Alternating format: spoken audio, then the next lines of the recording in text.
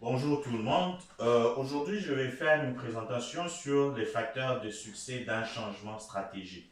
Je commencerai d'abord par me présenter. Je m'appelle Christian Canou. Je suis actuellement directeur adjoint à la prévention contre les infections au réseau de santé Vitalité.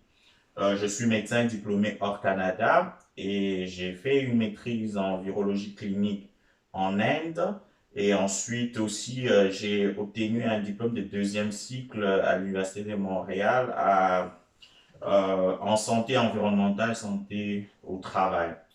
Aujourd'hui, je vais vous présenter les facteurs de changement, d'un changement stratégique pour moi, repose sur trois piliers essentiels, c'est-à-dire définir le but du changement, décider du plan à mettre en place et déployer l'action.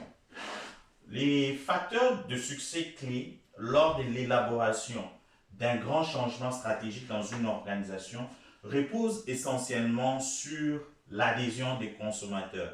Et dans les cas de figure, c'est la population du Nouveau-Brunswick qui doit adhérer à la vision, à la mission et aux valeurs de la dite organisation. C'est ce que moi j'appelle la pierre angulaire sur laquelle doit reposer toute la stratégie. Et en parlant de trois piliers, le premier, c'est définir le but du changement. Nous devons expliquer à la population pourquoi nous amenons ces changements. Ces changements, en fait, devraient être discutés par un groupe de guidage que nous allons mettre en place pour faciliter l'accès aux soins de santé primaires. Le deuxième pilier, c'est de décider du plan à mettre en place. Et c'est là où le plan stratégique interviendra. Sur 3 ans étalés, nous allons définir la vision, la mission et les priorités.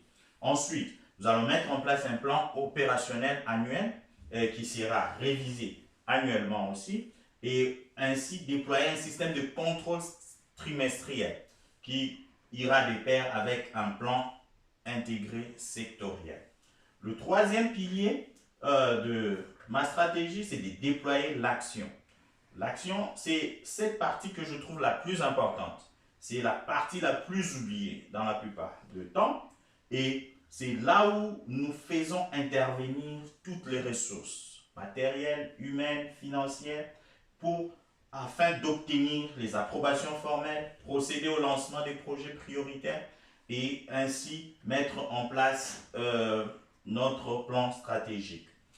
Il y a un dicton qui souvent m'inspire pour dire que the way to get started is to quit talking and begin doing.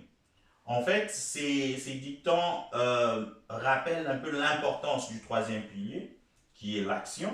En fait, la meilleure façon de commencer est d'arrêter de parler et commencer à agir. C'est de Walt Disney.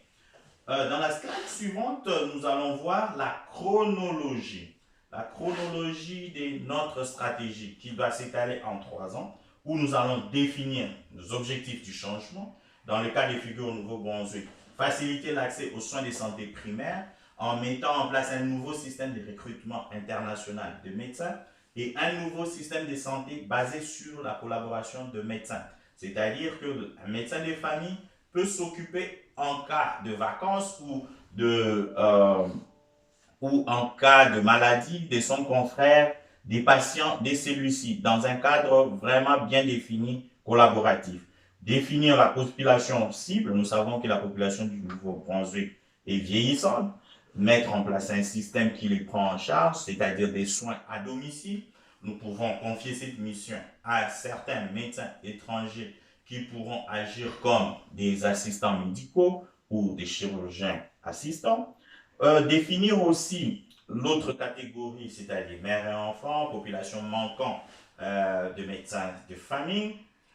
Jumeler chaque patient ou chaque famille à un médecin de famille, voire faire un bilan annuel, trimestriel pour voir à chaque fois comment les systèmes évoluent. Mettre en place un système de reconnaissance des médecins adapté au Nouveau-Brunswick et aussi un système de contrôle des qualités des soins prodigués par cette catégorie de médecins. Parce que nous le savons tous, il y a toujours dans la société des gens qui sont sceptiques au changement et qui se posent des questions, nous devions être proactifs et agir en aval plutôt. Alors, en résumé, qu'est-ce que je peux vous dire? Le changement doit être considéré comme un appel à l'aventure. On fait état de ce qui existe et de montrer ce qui devrait être. Et dans les cas de figure, c'est d'associer les ressources qui sont ici sur place au Nouveau-Brunswick.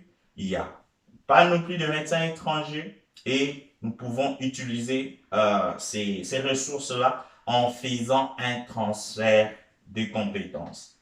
Euh, la dernière slide n'est que pour vous remercier et vous donner mes contacts. Merci.